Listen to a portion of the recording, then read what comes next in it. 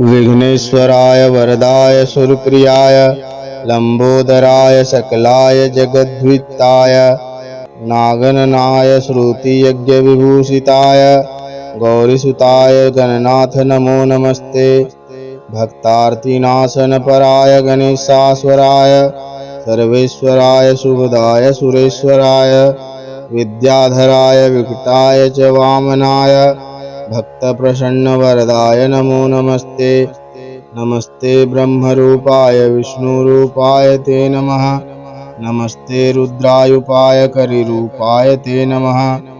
विश्वरूप स्वरूपाय नमस्ते ब्रह्मचारिणे भक्तप्रियाय देवाय नमस्तुभ्यं विनायक लंबोदर नमस्तुभ्यं सततं मोदकप्रिय निर्विघ्नं कुरु मे देव सर्वकार्येषु सर्वदा। त्वां विघ्नशत्रुदलनेति च सुन्दरेति भक्तिप्रियेति सुखदेति फलप्रदेति विद्याप्रतगहरेति च ये स्तुवन्ति तेभ्यो गणेशवरदो भव नित्यमेव।